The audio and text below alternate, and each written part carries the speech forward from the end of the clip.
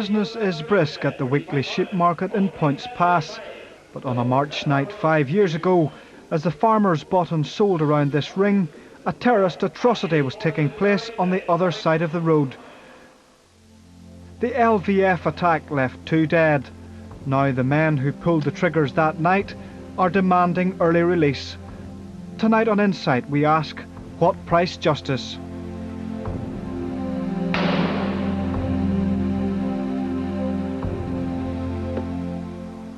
The road to Poyntzpass begins here in the Maze prison in December 1997, when INLA prisoners took advantage of lapses in security to carry out one of the most daring attacks of the Troubles, the murder of Billy Wright. On the LVF wing that day were 2 Banbridge men, Stephen McLean and Noel McCready, former soldiers who had linked up with Wright's organisation in Portadown. In February 1998, the case against them collapsed, and McLean and McCready left jail with one thing on their minds: revenge.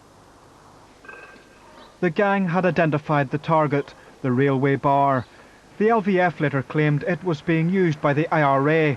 The police said it was a soft touch for hate-filled terrorists bent on murdering Catholics. As the murder plot unfolded, McLean took a neighbour for a driving lesson on the country roads leading to Poyntzpass, the perfect cover for secretly mapping out a getaway route for his killer gang. On the night of March the 3rd, 1998, McLean and McCready headed for Poyntzpass. At the wheel of their car was David Keyes, a petty criminal originally from East Belfast.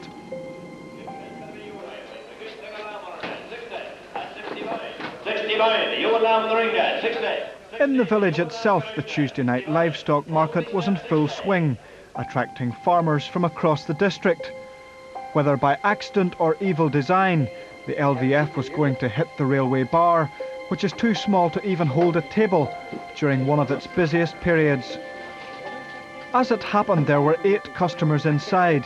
26-year-old Damien Traynor, a Catholic, and his 34-year-old Protestant friend Philip Allen were standing at the door. Damien was a mechanic. Remember then he went to the tech to train, he didn't like it, and I says, Damien, you stick it, I says, you'll be able to do it. He was a marvellous mechanic. He loved his work. They were 2 very popular lads, right? They were happy with their jobs, that's all they wanted. And all what Damien wanted was to work and help people. He had been out pulling people in all the lorries, wouldn't have mattered what time, never worried him. Philip, he was very fond of garage work. And then Philip, he would have been down with Damien every Saturday. Well, I needn't say working with him in the garage, trying to help him in things in the garage. You know, that way he just liked doing that. A shovel was a shovel with him, you know, and he helped me and Cecil around, you know, the house a good bit. Well, he'd have done a lot of the gardening end for me, and Cecil wanted things built. He'd have built them for him. McLean and McCready burst into the bar, and yelling at the customers to get down, they opened fire with 2 handguns.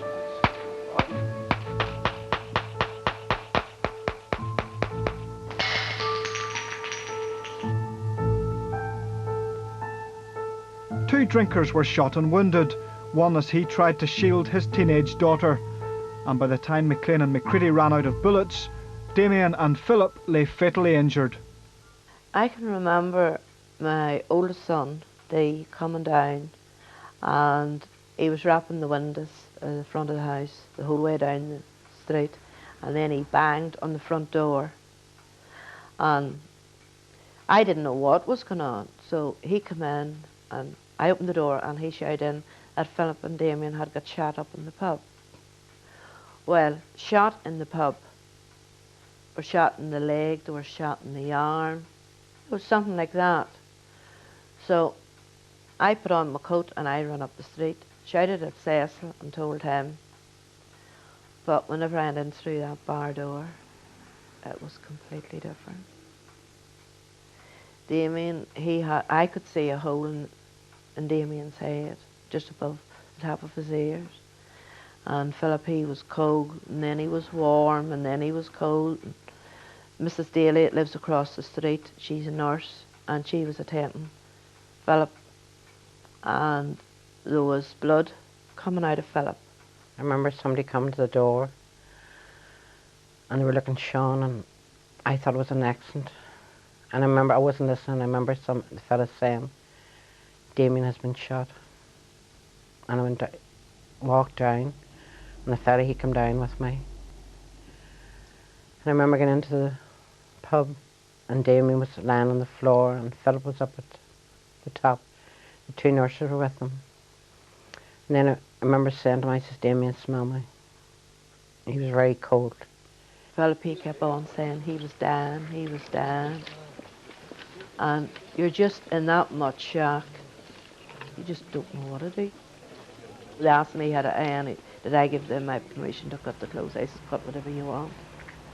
And there you could have seen 5 bullet holes right across Philip's chest. And he was just like a rag doll.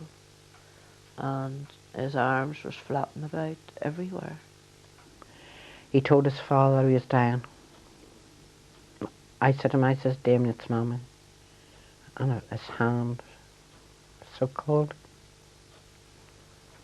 But the 2 boys died at the same spot in the road going into that Daisy House. And the ambulance driver said that they never knew that in their lives before. It was just as if they were contacting one another.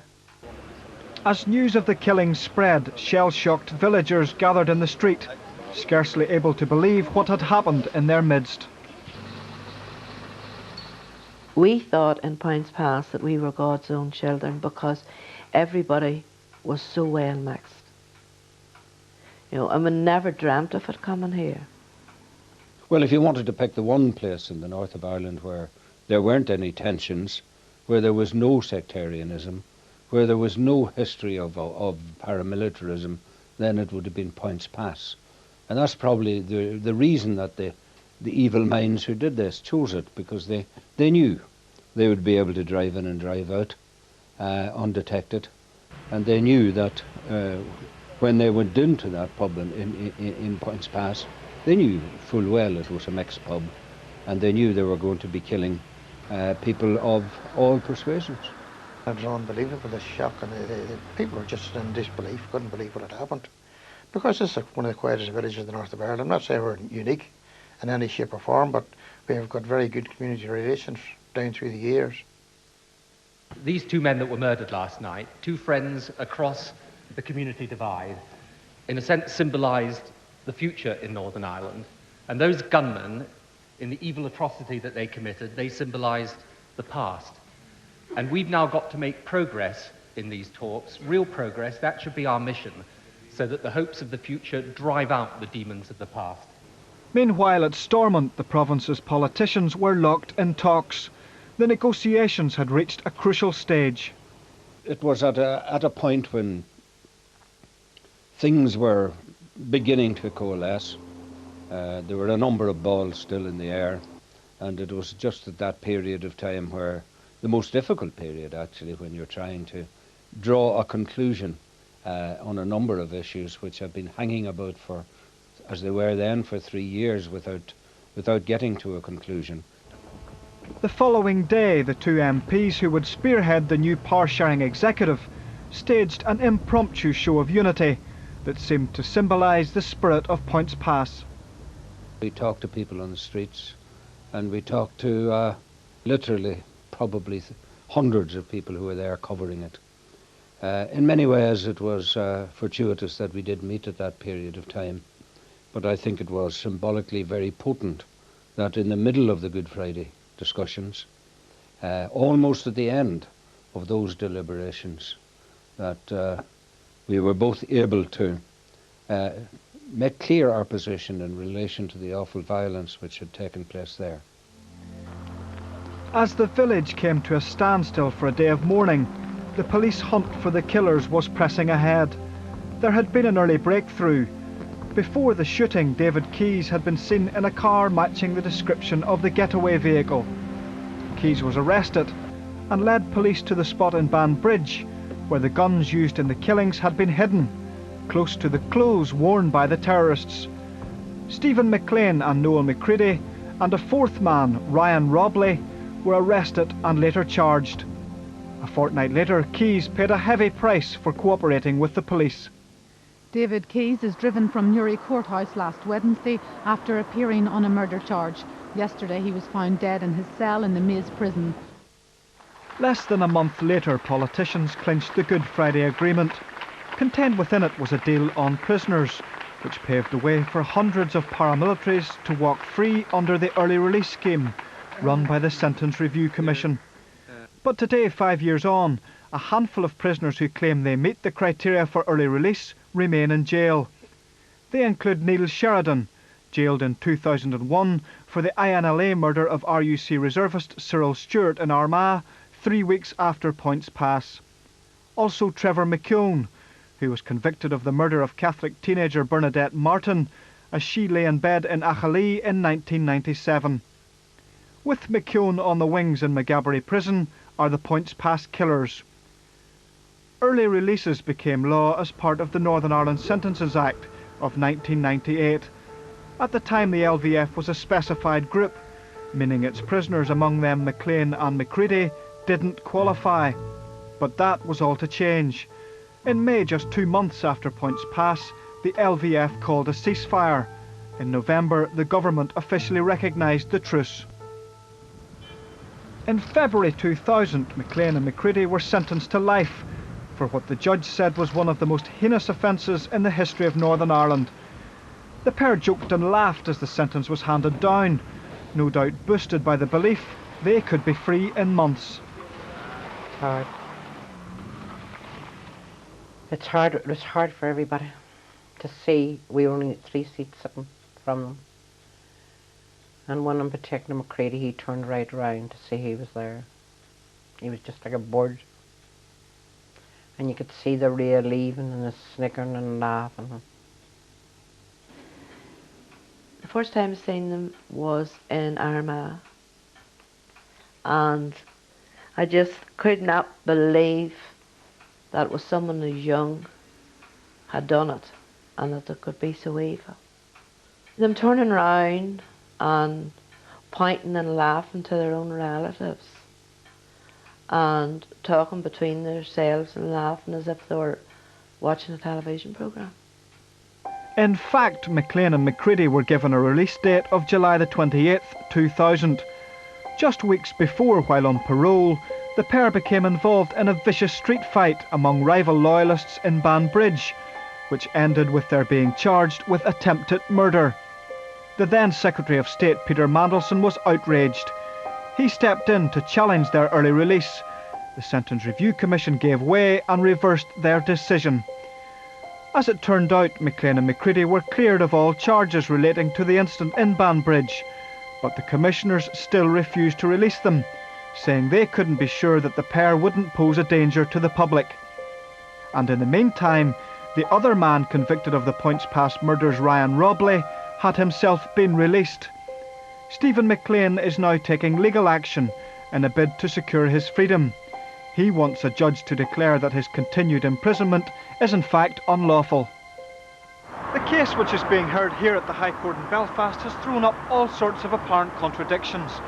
On the one hand, we have 2 men who killed for an organisation violently opposed to the Good Friday Agreement. They are now wanting release because of it. On the other, we have the same Sentence Review Commissioners who okayed the release of men like the Shankill bomber and Michael Stone. And they're saying that these 2 prisoners are just too dangerous to be released.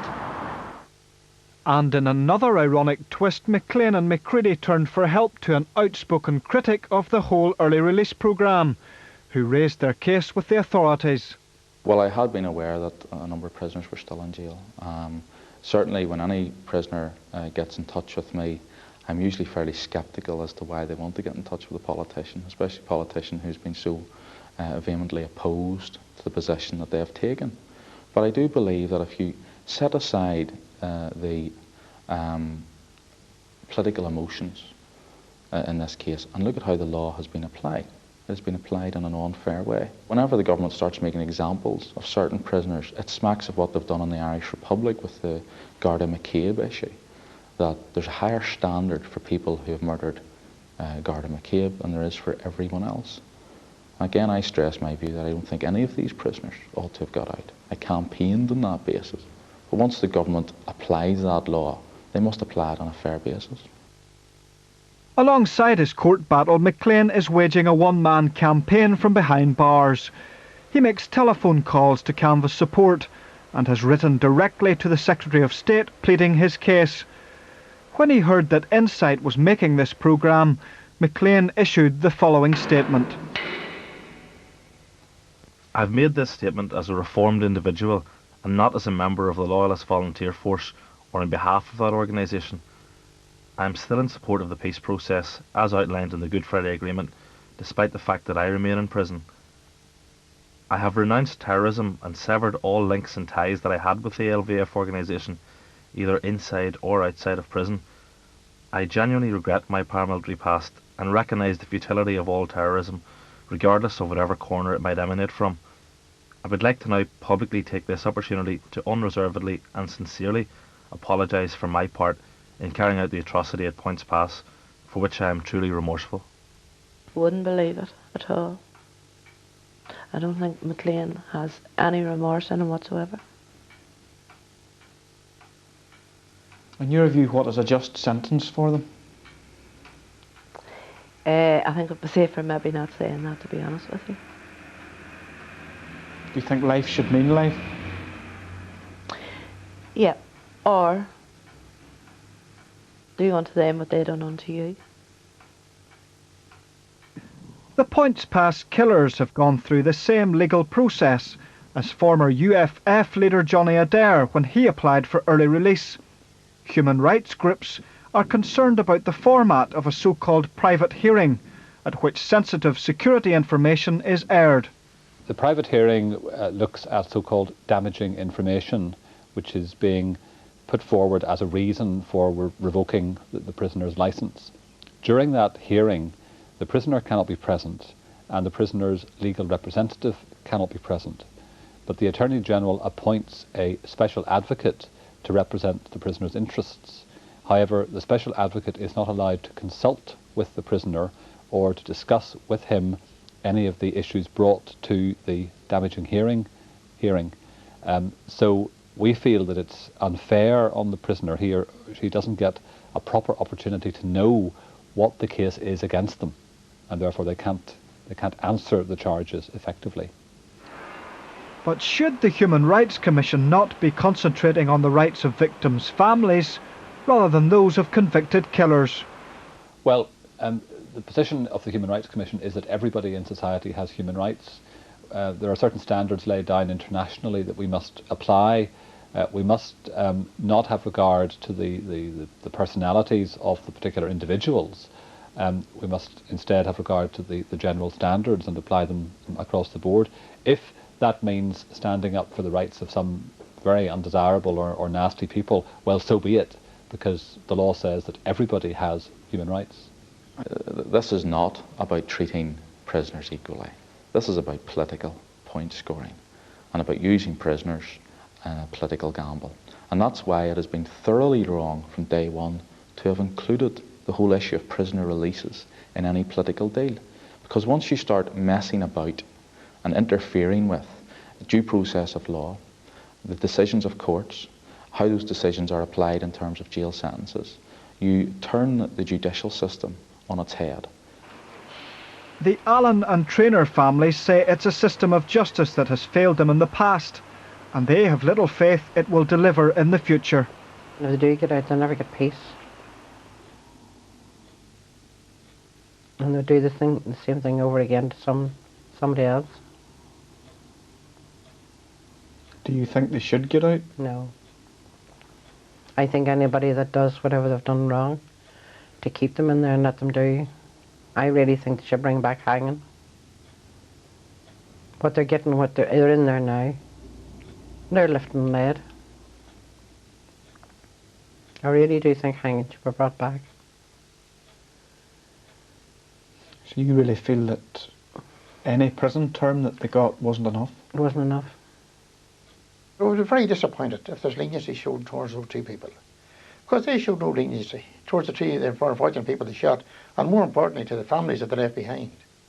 That you want to see broken homes and you want to watch what those two families have suffered over the years, and they're still suffering.